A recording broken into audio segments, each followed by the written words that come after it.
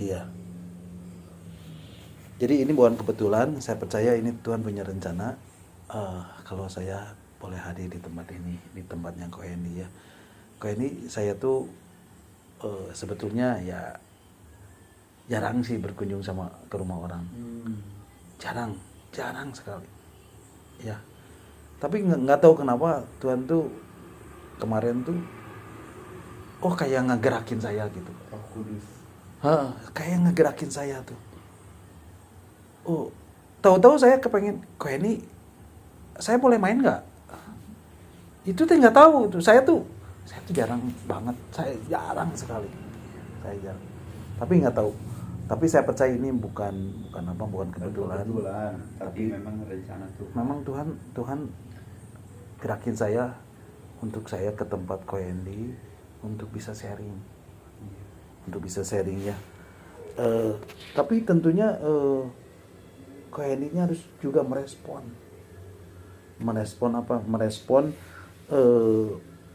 dan mengikuti arahan daripada Roh Kudus. Ya, harus merespon dan mengikuti arahan daripada Roh Kudus.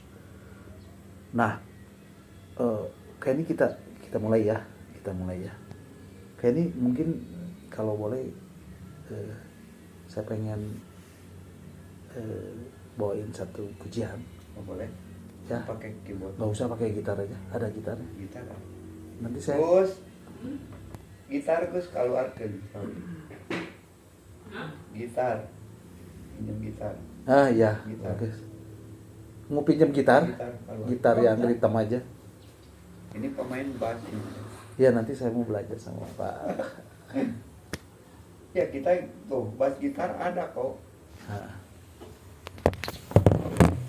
Ya, oke.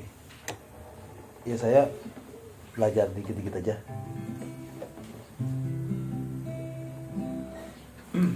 Yuk kita, saya mau ngajak Ko Hendy untuk apa? Untuk memuji Tuhan, ya, untuk memuji Tuhan, untuk menyembah Tuhan. Oke, kita mau katakan. Sebab Engkaulah Tuhan yang Maha Tinggi, Kau dimuliakan atas segala alam. Sebab Engkaulah Tuhan yang Maha Tinggi,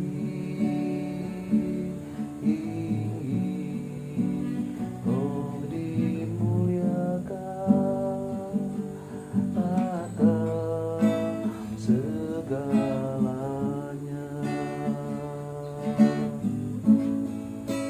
Kau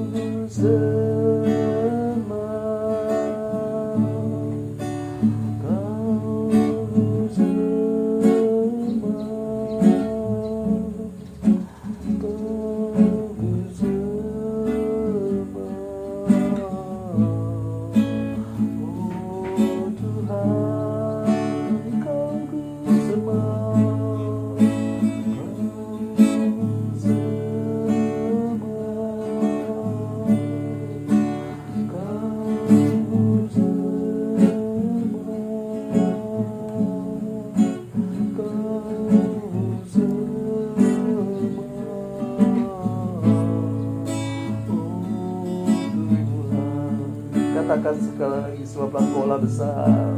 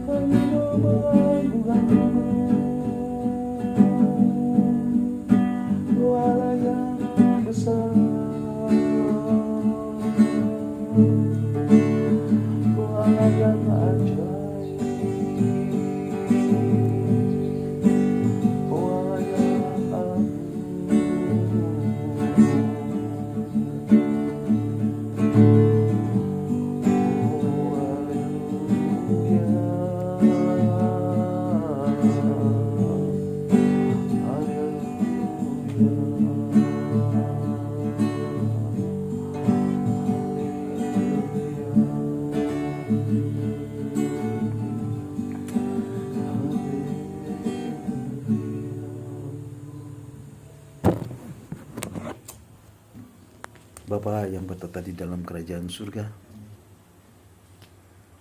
Tuhan Yesus yang kami muliakan dan Roh Kudus yang kami kasihi, hamba-Mu percaya Tuhan, kalau pagi hari ini Engkau hadir di tengah-tengah kami Tuhan. Pada saat kami memuji dan menyembah Engkau Tuhan, karena Engkau bertata di atas pujian umat-Mu. Dan seperti firman mengatakan, 2-3 orang berkumpul dalam nama-Ku, di situ Aku hadir. Dan pagi hari ini Tuhan, kami boleh merasakan kehadiran-Mu. Kami boleh merasakan hadirat-Mu. Kami boleh merasakan hadir-Mu di tempat ini. Bapa, hamba-Mu datang ke tempat ini bukan kebetulan Tuhan, tetapi hamba-Mu percaya Roh Kudus Engkau yang akan menggerakkan hamba-Mu untuk datang ke tempat ini dengan maksud tertentu. Hamba-Mu ini tidak ada apa-apanya Tuhan. Hamba-Mu ini ada sebagai alat untuk menyampaikan apa yang menjadi kehendak-Mu, apa yang Engkau hendak sampaikan. Tapi hamba-Mu percaya Tuhan, seperti Engkau mengutus murid-murid, lalu memberikan tenaga dan kuasa kepada mereka untuk menguasai setan-setan dan untuk menyembuhkan penyakit-penyakit. Hamba-Mu ini adalah murid-Mu yang diberi otoritas yang sama Tuhan, untuk mengerjakan sesuai dengan firman-Mu. Dan hamba-Mu percaya di dalam diri hamba-Mu ada kuat kuasa dan urapan daripada Roh Kudus yang Engkau berikan melalui kata-kata hikmat, melalui kata-kata pengetahuan, melalui karunia iman, melalui karunia untuk menyembuhkan. Biarlah itu boleh terjadi atas Ko Hendy Biarlah itu terjadi atas Kohen di dalam nama Bapa yang penuh dengan kasih dan di dalam nama Tuhan Yesus. Di dalam otoritas kuasa Roh Kudus. Hamba mau menyampaikan kebenaran firman-Mu pagi hari ini. Di dalam nama Tuhan Yesus. Di dalam nama Tuhan Yesus. Di dalam nama Tuhan Yesus. Sesuatu pasti terjadi. Hari ini dan di hari-hari ke depan. Amin. Amin. Amin. Oke. Kok ini saya mau simpan dulu gitarnya. Kita sudah selesai. Sini aja ya.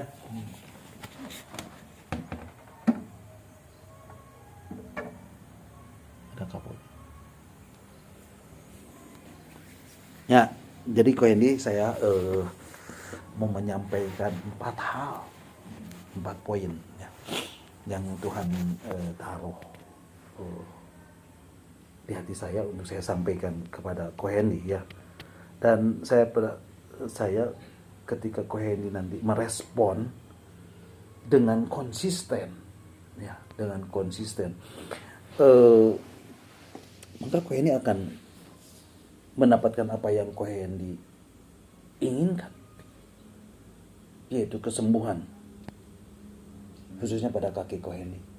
Amin. Nah, yang pertama Kohendi, yang pertama yang Tuhan ingin sampaikan itu harus percaya. Harus percaya itu artinya apa?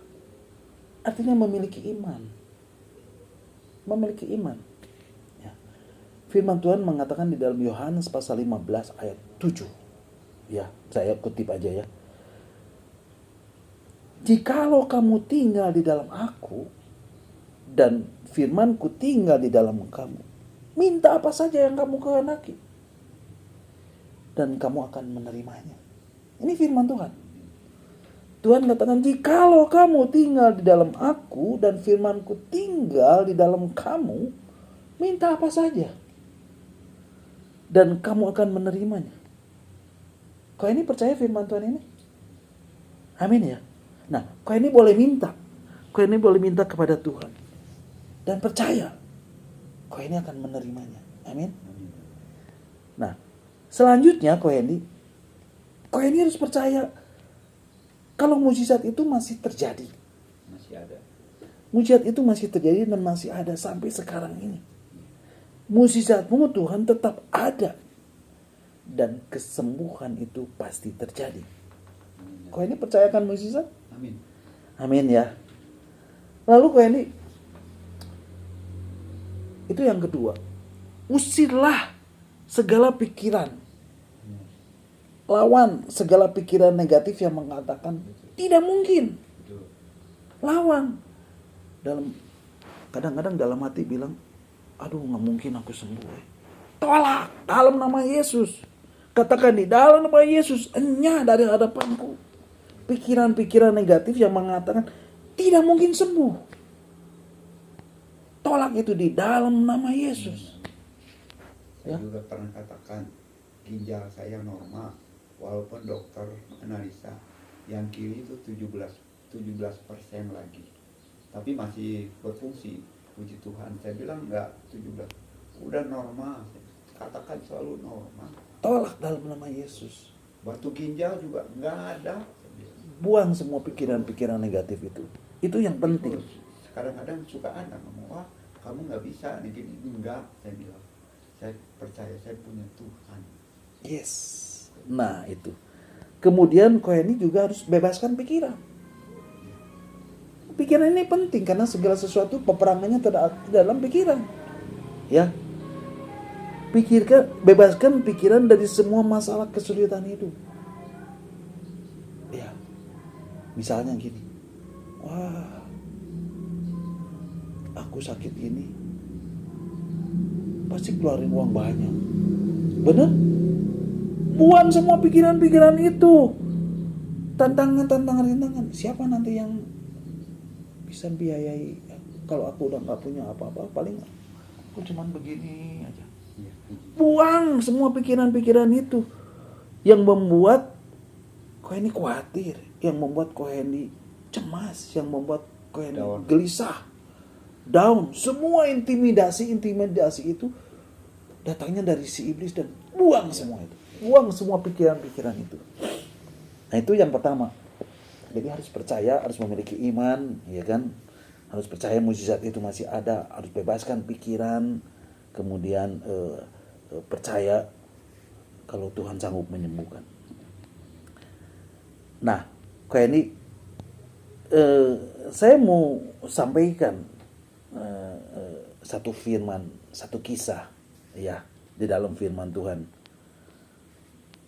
Sebentar ya, kayak ini ya. Tentang percaya ini. Ya, karena kan kita kan seringkali iya percaya. Tapi apa percaya menurut firman Tuhan? Ya, apa percaya menurut firman Tuhan? Nah, kayak ini mungkin masih ingat ada satu peristiwa ketika Tuhan Yesus menyembuhkan 2 orang buta. Ya, yang terdapat di dalam kitab Injil Matius pasal 9 ayat 27 dan 29. Ya, so ini saya mau bacakan aja ya. Nah, dikatakan begini. Ketika Yesus meneruskan perjalanannya dari sana. Kayak ini perhatikan. Di tengah perjalanannya Yesus bertemu dengan siapa? Dengan 2 orang buta. Kayak ini dua orang buta ini mengikuti Yesus. Dia mengikuti Yesus sambil apa? Dan Alkitab mengatakan dia mengikutinya sambil berseru-seru dan berkata, "Kasihanilah aku, kasihanilah kami, hai anak Daud. Kasihanilah kami, hai anak Daud." Dia ngikutin dan dia berkata, "Kasihanilah aku, anak Daud, kasihanilah aku." Nah, kedua orang buta itu terus berkata, "Anak Daud, kasihanilah aku, anak Daud, kasihanilah aku, anak Daud." Buta loh itu. Dia cuma bisa, "Anak Daud." Tuhan Yesus lagi lewat, "Anak Daud, kasihanilah aku, anak Daud, kasihanilah aku." Ya. Kedua orang buta itu terus mengekspresikan imannya. Dan terus berseru, "Anak Daud, kasihanilah aku, anak Daud, kasihanilah." Jadi, kalau kita membutuhkan pertolongan Tuhan, kita harus mengekspresikan iman. Mengekspresikan iman. Jangan percaya. Enggak, ekspresikan. "Tuhan, kau sanggup menolongku. Kasihanilah aku, Tuhan. Hai anak Daud, kasihanilah aku." Harus ekspresikan itu. Artinya kita harus terus mengekspresikan iman kepada Tuhan. Ya. Dan kedua orang buta itu terus mengekspresikan imannya kepada Tuhan dan berseru-seru, "Anak Daud, anak Daud." Mungkin ada orang bilang, "Diam lu, ribut, berisik." Dia bilang, "Anak Daud." Lebih keras lagi dia bilang, "Anak Daud, kasihanilah aku, anak Daud." Kan begitu orang-orang. Tuhan Yesus lagi bersama-sama dengan orang banyak, dia lewat, "Diam, berisik." Tapi dia terus makin keras, dia bilang, "Anak Daud, kasihanilah aku, anak Daud." Nah, kayak ini tahu nggak apa yang dia sebutkan itu? Anak Daud itu apa? Itu ada di dalam nubuatan Nabi Yesaya. Di dalam nubuatan Nabi Yesaya 9 ayat 6. Ini nubuatan tentang Mesias. Mesias itu siapa? Mesias itu Kristus. Dan orang buta itu tahu kalau Yesus itu adalah Mesias. Mesias itu adalah orang yang diurapi. Orang yang diurapi oleh Tuhan. Padahal dia nggak melihat kan? Iya, dia dengar, tahu. Kristus itu adalah Mesias, artinya orang yang diurapi. Jadi orang buta ini kenal siapa Yesus, tahu siapa Yesus. Dan dia pernah mendengar bahwa Yesus itu anak Daud. Ya. Yesus itu adalah Mesias. Mesias itu yang diurapi. Dia dikatakan the anointed one. Nah, kalau seorang yang diurapi, ya, perhatikan.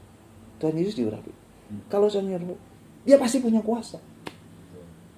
Dia pasti punya kuasa. Makanya orang buta itu berseru terus, anak Daud kasihanilah aku, anak Daud kasihanilah. Karena dia yakin Yesus memiliki kuasa. Untuk apa? Untuk menyembuhkannya. Makanya dia teriak terus. Dia yakin Yesus punya kuasa untuk menyembuhkannya. Kemudian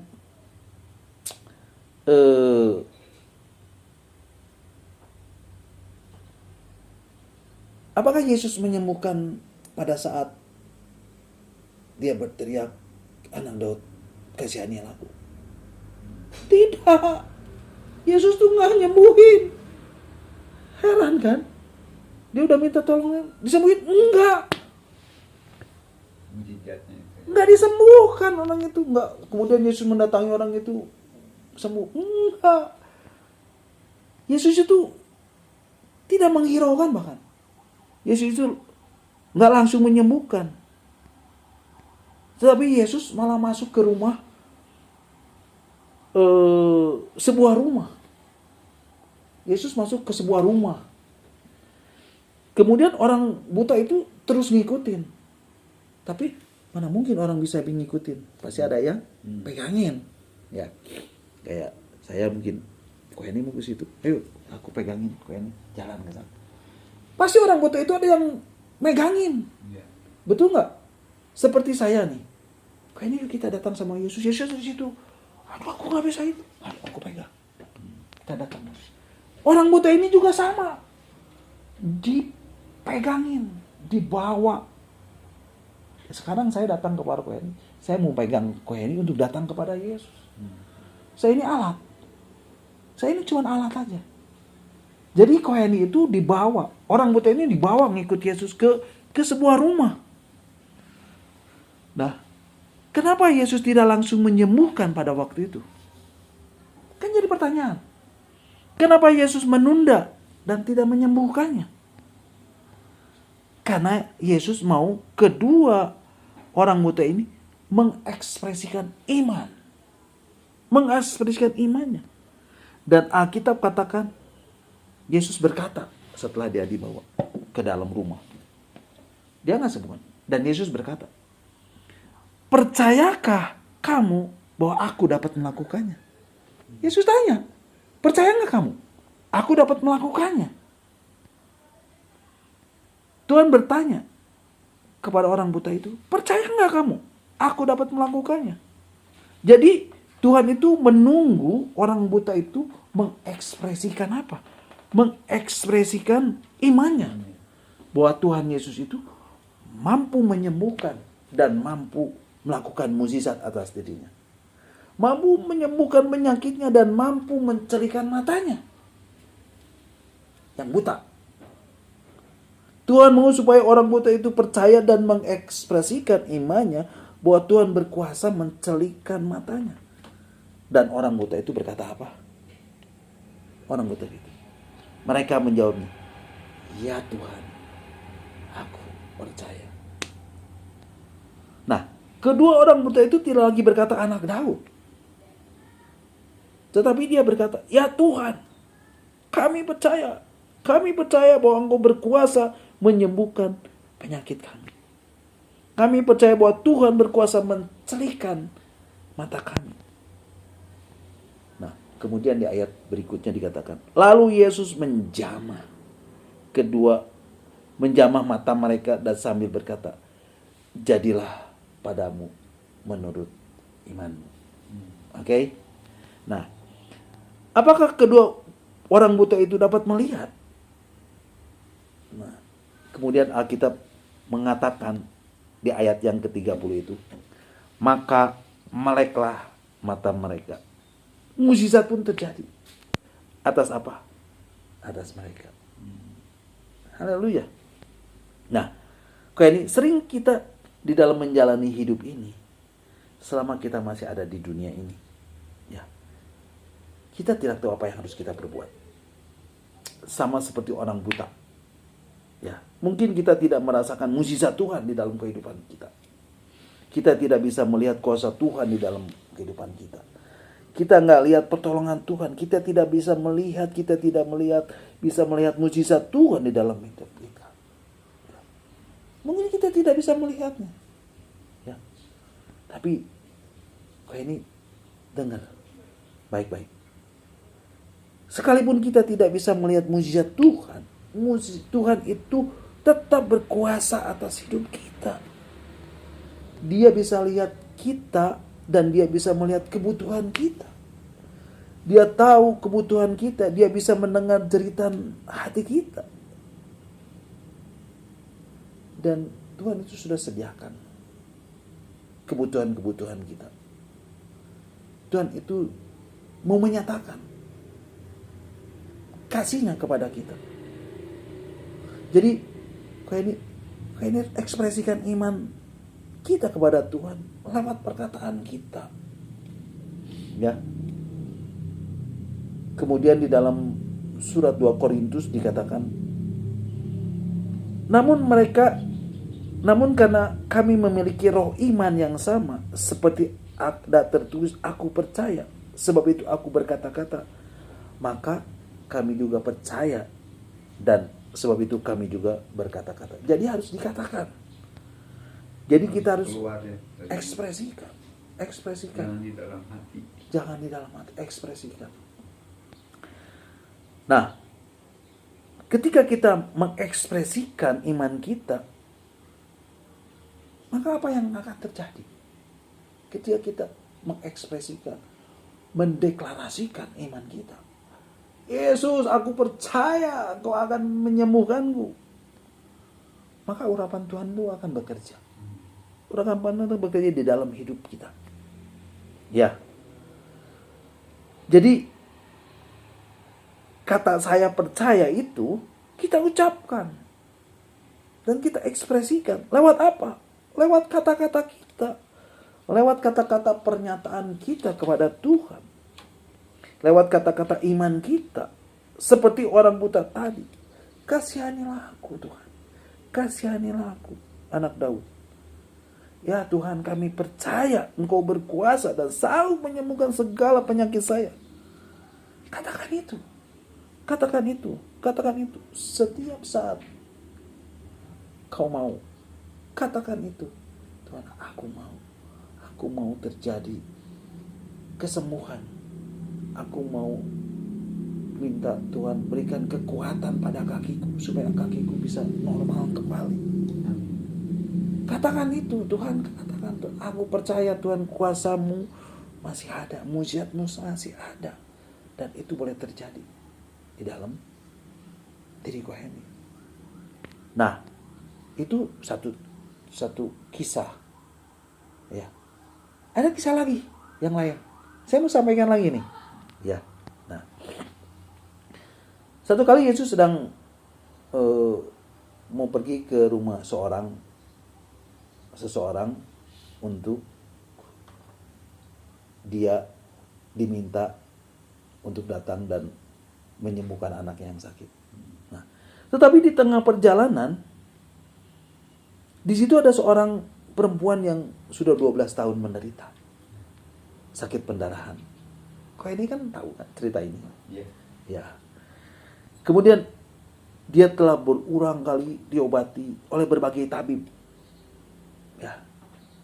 Ya seperti halnya sekarang kayak ini. Sudah beberapa kali ke dokter. Dokter, kenapa aku gitu? Iya kan? Sampai dikatakan telah dihabiskannya semua yang ada padanya. Jadi dia sudah menjadi miskin. Kenapa? Karena dia ingin sembuh. Ya. Kan kita kalau sakit kan pasti kita ingin sembuh. Kita datang ke dokter, dok ini apa? Oh, harus di CT scan, harus di apa? Betul. Dan itu kan perlu biaya. Ya. Seorang janda ini, dia juga pergi berulang-ulang ke tabib. Ya, sampai dihabiskannya semua yang ada padanya. Namun sama sekali tidak ada faedahnya. Malah sebaliknya keadaannya makin memburuk. Ya. Kemudian dia sudah mendengar berita-berita tentang Yesus. Maka di tengah-tengah orang banyak itu, ia mendekati Yesus. Sok bayangin, kayak ini. Dia sedang sakit. Bayangin kayak ini. Dia sedang mengalami pendarahan 12 tahun gak sembuh-sembuh. Lemas. Kok ini lemas? Kok ini juga lemas. Yesus ada, pas lewat, dia dikerumunin orang. Bayangin nih. Kemudian perempuan ini dia dengan lemas, dia datang sama Tuhan, dia jalan sama Tuhan. Tapi di dalam hatinya dia punya iman. Dia katakan, asal ku jamah saja jubahnya, aku akan sembuh. Kan gak mungkin dia datang pada Yesus. Orang banyak ngalangin kok gitu. Tapi dia punya iman, asal aku jamah saja jubahnya, aku akan sembuh. Nah, kemudian apa? Kemudian dia lakukan itu. Meskipun dia dan bersusah payah. Lemes loh. Wah, ini jangan pikir nggak lemes. Mungkin ya bisa kalau kita imajinasikan. Mungkin juga merangkak dia. Kemudian ketika Yesus dia lihat pakai jubah putih misalnya. Dia pegang jubahnya. Set. Tapi dia punya iman. Kalau ku jamah saja jubahnya, aku akan sembuh. Terus apa yang terjadi? Seketika itu, ketika dia jamah jubahnya, berusaha melakukan, bertindak. Iman tanpa tindakan, tanpa perbuatan. No. Kita harus bertindak, jamah jubah Yesus. Dan perempuan ini dia bertindak. Dia mungkin merangkak, dia pegang. Dan apa? Dikatakan, pada saat itu berhentilah pendarahannya dan ia merasa badannya sudah sembuh dari penyakitnya. Ya. Nah, pada waktu Yesus mengetahui bahwa ada tenaga yang keluar dari dirinya, lalu ia berpaling di tengah orang banyak dan bertanya, siapa yang menjamah jubahku? Ya. Murid-muridnya menjawab, engkau melihat begini, bagaimana? Ini begitu banyak orang berdesakan dekatku. Dan engkau bertanya siapa yang menjamah aku? Yesus tahu. Orang banyak itu nggak tahu, nggak ngerti. Kita banyak loh Tuhan. Siapa sih yang tahu? Yang jamah jubah engkau? Nggak ada. Tapi Yesus tahu. Dia merasakan ada sesuatu yang keluar. Ada satu energi, ada satu tenaga, ada satu kuasa yang keluar. Nah, lalu Yesus memandang sekelilingnya. Kemudian dia lihat. Sekeliling untuk melihat siapa yang melakukan itu. Yesus melihat siapa yang ngelakuin ini ya. Perempuan itu jadi takut. Dan gemetar ketika mengetahui apa yang terjadi atas dirinya. Takut tuh. Sudah semua takut. Kemudian dia tampil dan tersungkur di depan Yesus. Dengan tulus memberitahukan segala sesuatu kepada Yesus. Dia datang. Dia takut karena dia sudah bertindak menarik atau menyamar. Dia datang tersungkur pada Yesus dan menyembah. Ini satu tindakan yang luar biasa. Apa yang dikatakan Yesus kepada perempuan itu? Hai anakku, imanmu telah menyelamatkan kau. Pergilah dengan selamat dan sembuhlah dari penyakit. Itu yang Yesus katakan. Jadi dia itu bertindak. Ya, Tuhan aku beriman kepadamu. What your action? Apa tindakanmu? Harus datang kepada Tuhan. Harus berusaha. Jamah jubahnya. Itu kisah yang kedua. Ini bisa nangkep ya? Apa yang harus kita lakukan? Kalau kita pengen sembuh. Ekspresi. Ya. Kemudian ada lagi yang kisah lagi saya mau sampaikan satu lagi. Ya. Yaitu kita harus mendengarkan kabar baik dan terima mujizat itu. Ya. Nah, seperti saya sampaikan. saya menyampaikan kabar baik. Dan kau ini terima, aminkan mujizat itu. Ya. Nah ini kisahnya di dalam Kisah Rasul pasal 14 ayat yang ke-8 dan 10. Di situ dikatakan di Listra, ini kisah bukan Tuhan Yesus, tapi ini kisah Rasul Paulus. Ya. Di Listra ada seorang yang duduk saja karena lemah kakinya. Ya. Kau ini kan sedang lemah kakinya. Ya. Tapi dikatakan lebih jelas lagi, dia tuh lumpuh. Kisah Rasul pasal 14. Ya. Di Listra ada seorang yang duduk saja karena lemah kakinya dan lumpuh. Terus apa lagi? Dikatakan sejak ia dilahirkan, bayangin. Sejak ia lahir. Wah. Dan belum pernah dapat berjalan. Belum pernah dapat berjalan. Bisa kebayang ya kau ini? Kita mau udah pernah berjalan, kita sudah merasakan. Kemudian ia duduk mendengarkan ketika Paulus berbicara. Dia duduk mendengarkan ketika Paulus berbicara. Tentunya Paulus berbicara tentang apa? Tentang kabar baik. Tentang Tuhan Yesus. Tentang apa yang sudah dilakukan Tuhan Yesus. Betul kan ini? Kemudian Paulus itu menatap. Dia lihat orang itu. Dia menatap dan Paulus melihat bahwa di dalam ia beriman. Paulus melihat bahwa ia itu beriman dan dapat disembuhkan. Nah, ayat 10 dikatakan, lalu kata Paulus dengan suara nyaring kepada orang itu, berdirilah tegak di atas kakimu. Paulus sudah bilang, berdirilah tegak di atas kakimu. Dan Alkitab mencatat, dan orang itu melonjak dan berdiri. Lalu berjalan kian kemari. Oke?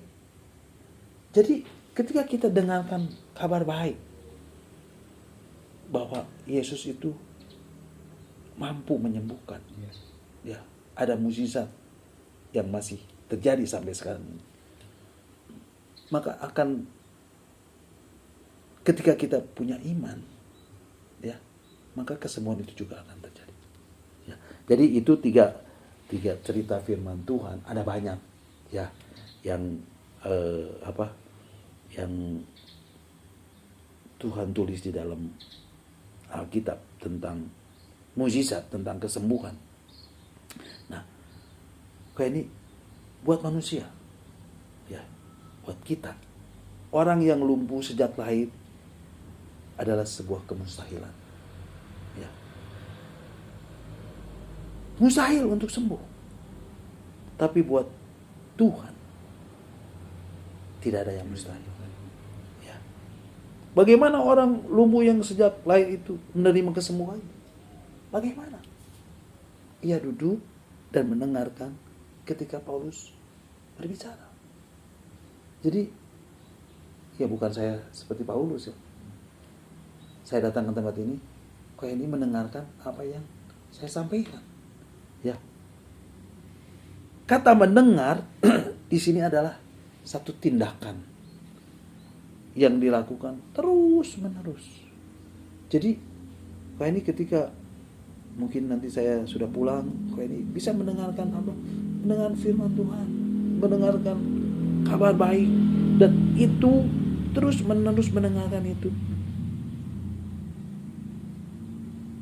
Maka ketika kita datang kepada Tuhan dengan iman dan percaya dan bertindak dan mengekspresikan iman kita, mendeklarasikan firman Tuhan di dalam hati kita, engkau sanggup melakukannya atas diriku.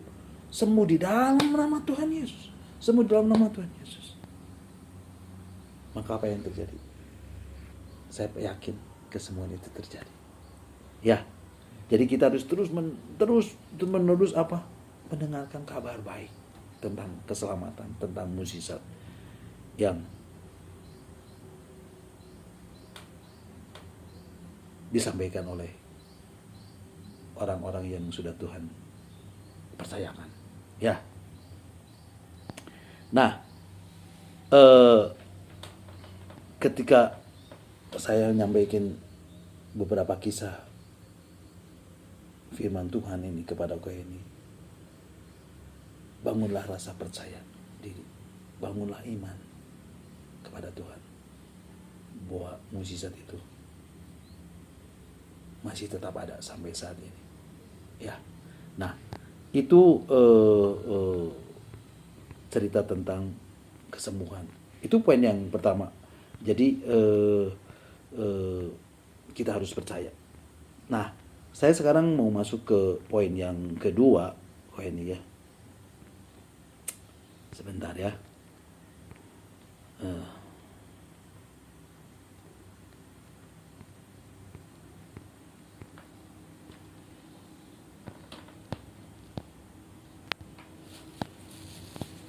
Nah, poin yang kedua, kau ini harus tetap memiliki semangat. Memiliki semangat. Ya. Memiliki semangat untuk kuat. Sembuh. Untuk kuat, untuk sehat. Miliki semangat itu. Kadang-kadang yang kita down. Umur sakit, nah itu iblis ya Mas. Iya.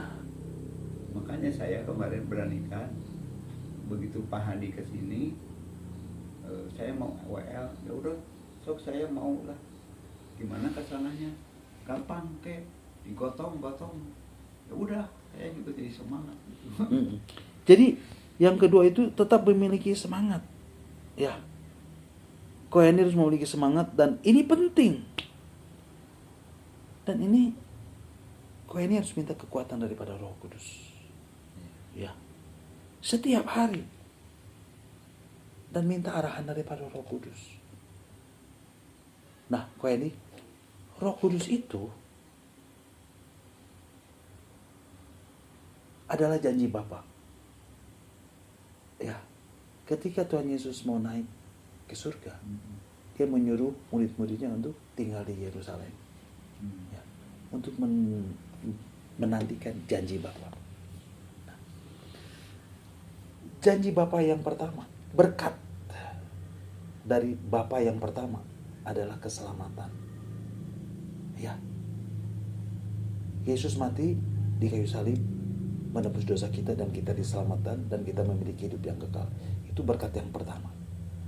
Tapi ada berkat yang kedua yang Tuhan berikan. Apa?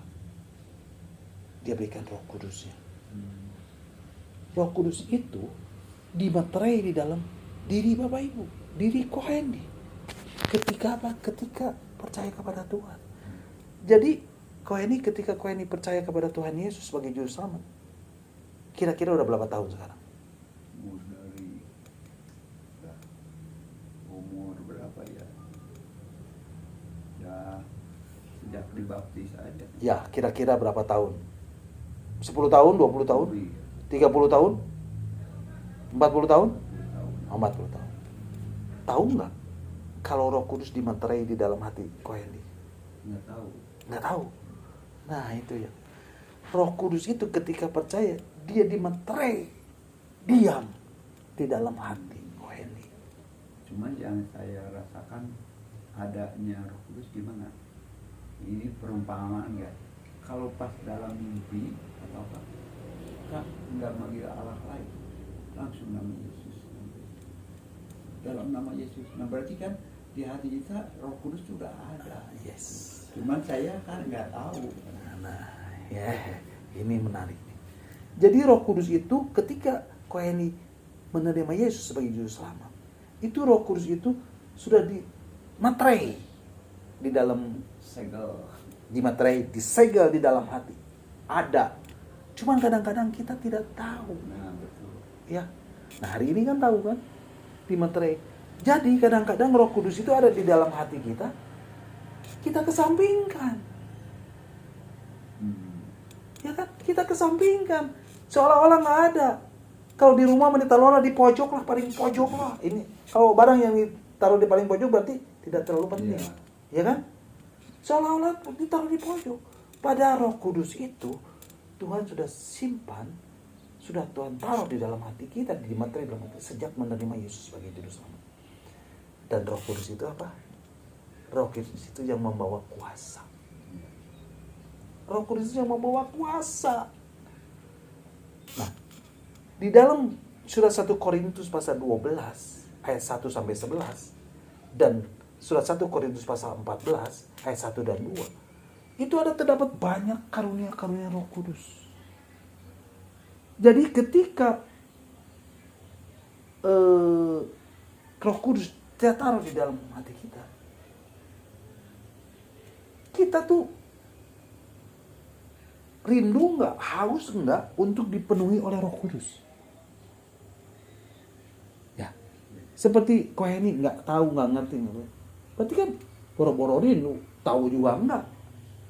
Nah, ketika kita rindu untuk dipenuhi dengan Roh Kudus, itu Koeni dapat berkat yang kedua. Apa yang bisa diberkati? Baptisan Roh Kudus. Itu berkat yang kedua, baptisan Roh Kudus. Dan tidak setiap orang diberikan. Bukan tidak diberikan. Diberikan, cuma tidak semua orang mengambilnya. Tidak semua orang mengambilnya. Ya, karena ada orang yang tidak haus dengan Roh Kudus. Tapi sebetulnya Tuhan menyuruh murid-muridnya sebelum dia naik, tinggal, jangan pergi dari Yerusalem sebelum kamu menerima pencurahan Roh Kudus. Jadi itu penting. Kalau Tuhan bilang jangan pergi, diam dulu, kamu terima curahan dulu Roh Kudus. Nah, dikatakan ketika dia menerima curahan Roh Kudus, murid-muridnya, Petrus berkhotbah, 3.000 orang bertobat. Luar biasa. Artinya ada power, ada kuasa daripada Roh Kudus. Nah, itu adalah berkat yang kedua yang itu. Nah, berkat-berkat itu apa? Saya mau sampaikan ya Koeni ya. Di dalam 1 Korintus pasal 12 ayat 1-11. Itu ada karunia-karunia roh. Karunia roh itu apa? Dikatakan karunia hikmat. Karunia berkata-kata dengan pengetahuan. Karunia iman. Karunia menyembuhkan. Karunia bernubuat. Karunia membedakan roh. Karunia berbahasa roh. Karunia menafsirkan bahasa roh. Ada karunia-karunia yang Roh Kudus bawa.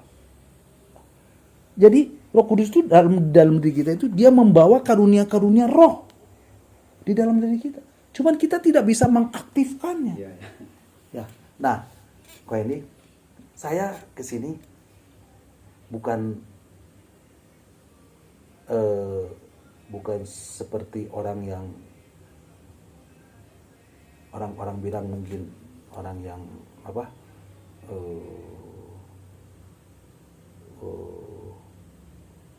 yang mampu untuk menyembuhkan Koeni.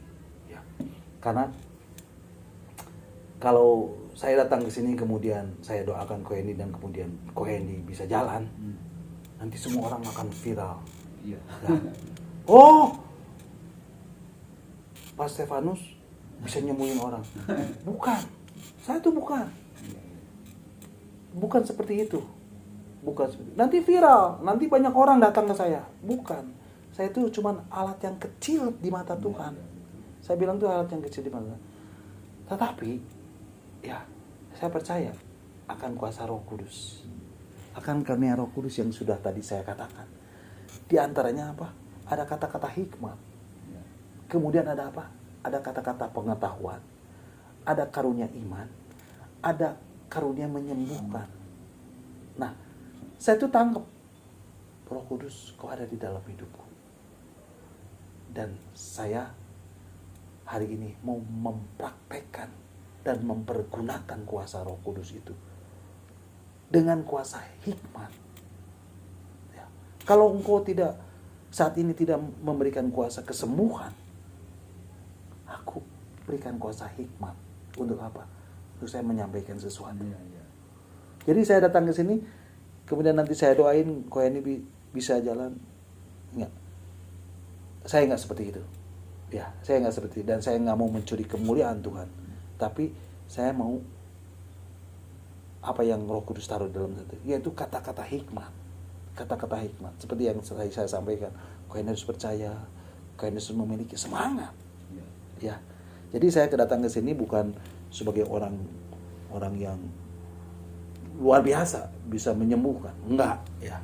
Tapi saya sebagai alat Tuhan yang kecil di mata Tuhan, tapi untuk menyampaikan kata-kata hikmat yang bisa membuat kau ini bangkit, ya, bangkit dan memiliki semangat, ya.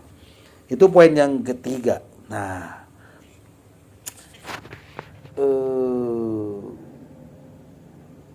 oke lah. Sebelum saya mau masuk di poin yang ketiga, ada poin yang ketiga, kau ini ya. Tapi saya mau berdoa buat kau ini, ya. Ada masih 2 poin lagi yang mau saya sampaikan. Itu satu poin kedua.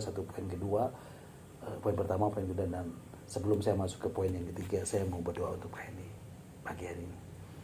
Bapa di dalam surga, kami bersyukur Tuhan untuk apa yang boleh hamba sampaikan. Hamba-Mu ini terbatas Tuhan. Hamba-Mu ini ada alatmu yang kecil. Hamba-Mu tidak ada apa-apanya Tuhan. Tapi hamba-Mu percaya Tuhan. Roh Kudus Kau yang ada di dalam hatiku, Kau yang selalu diam di dalam hatiku, Kau yang berotoritas di dalam hatiku, Kau yang menggerakkanku katamu seperti ini. Kami hamba-Mu mau berdoa untuk kalian pagi hari ini. Untuk kakinya yang sedang lemah. Hamba mau berdoa.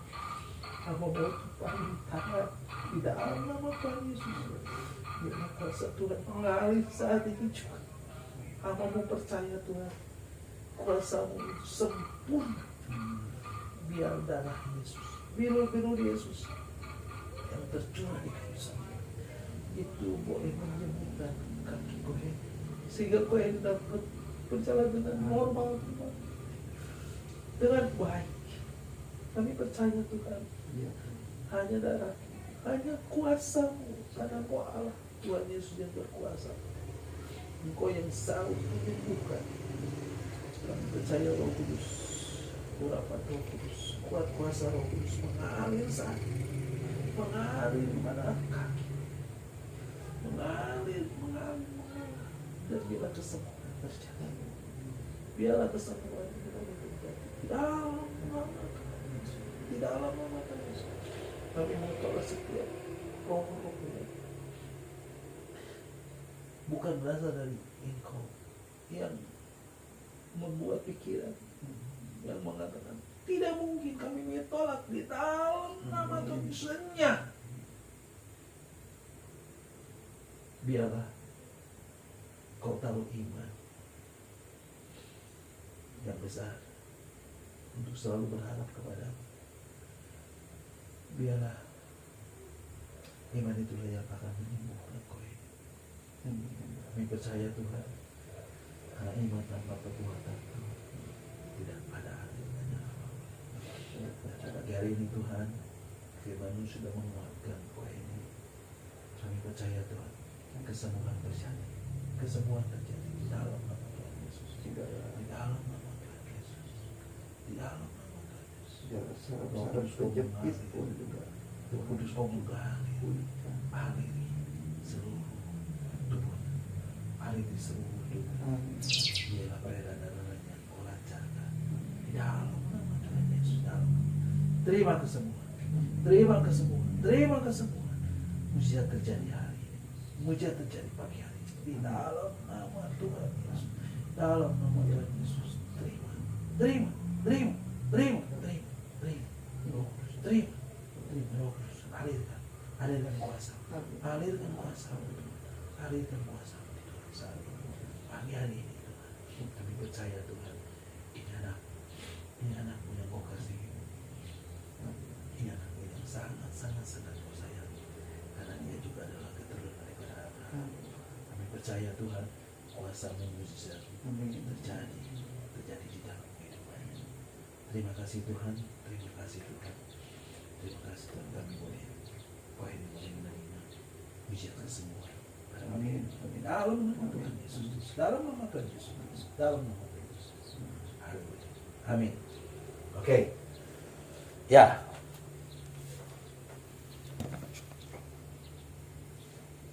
Kok ini?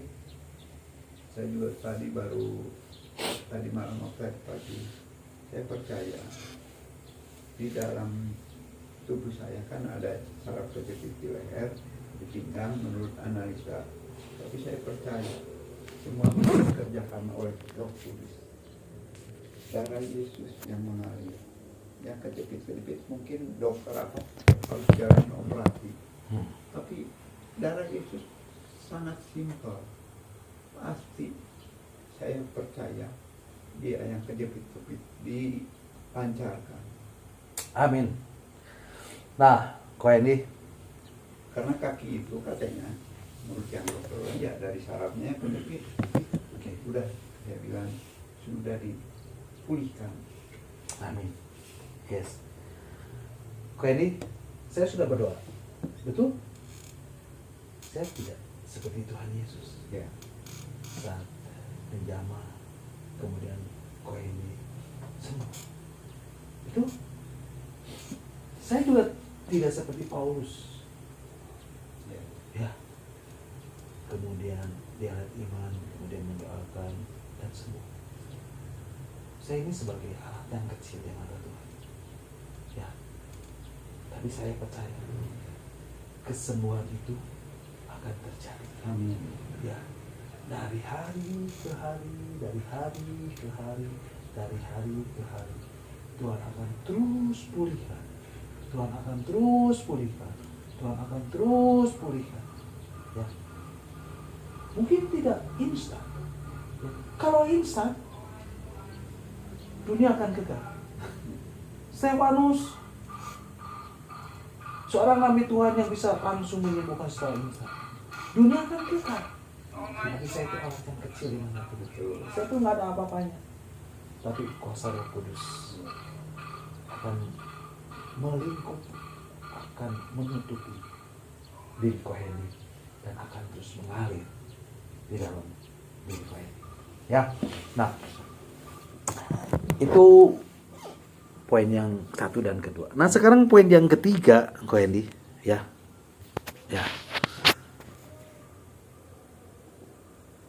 Saya bilang kesemuan itu mungkin tidak instan, ya, mungkin tidak instan, tapi akan berangsur-angsur pulih.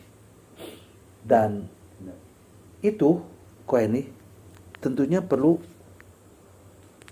latihan. Oke? Ini hikmat yang Roh Kudus kasih kepada saya. Ya.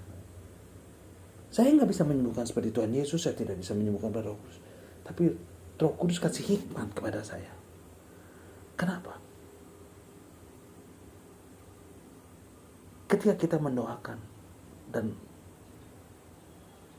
Koheni bertindak di dalam iman, itu tidak cukup satu kali. Ya. Oh, saya beriman. Kemudian saya sampaikan firman Tuhan, kemudian beriman, kemudian saya doain sembuh. Nggak mungkin, bukan nggak mungkin. Sesuatu hal yang instan itu tidak bisa. Ya. Kenapa? Karena iman itu kan harus bertindak. Ada Betul? perbuatan. Ada perbuatan. Seperti tadi orang buta itu, dia kan teriak. Seperti janda miskin itu apa dia? Dia merangkak mungkin. Dia pegang. Harus ada tindakan. Harus ada action. Ya kan? Seperti orang yang lumpuh sejak lahir. Ada action. Apa action? Dia dengar. Dia dengar dan terjadi kesembuhan. Jadi harus ada action. Jadi, ini poin yang ketiga. Harus ada action. Latihan. Nah, tantangan 3 lantai juga kita jalani. Oke. Harus. Ya. Karena sebagai latihan juga. Ya. Nah, ini penting banget. Jadi ketika Koheni tadi sudah mendengar firman Tuhan, kemudian Koheni mempraktekannya, ya, itu harus setiap hari. dalam nama Tuhan Yesus, kakiku kuat. Urapan Roh Kudus mengalir, sembuh. Tuhan Yesus, anak Daud, kasihanilah aku. Aku pengen sembuh. Dan tentunya ketika Ko Hendy nanti disembuhkan satu saat. Aku bilang satu saat. Tidak instan, enggak besok. Enggak minggu depan, enggak bulan depan. Satu saat disembuhkan. Ko Hendy bisa memuliakan Tuhan. Ya, seperti orang-orang yang sudah sembuh. Dia mengikuti Yesus dan memuliakan Tuhan. Amin. Dimuliakan oleh Tuhan Yesus. Aku disembuhkan oleh Tuhan Yesus. Ya, saya juga udah berjanji Tuhan. Kalau saya sampai bilangnya, saya pasti akan bersaksi. Oke. Nah, yang ketiga, latihan dan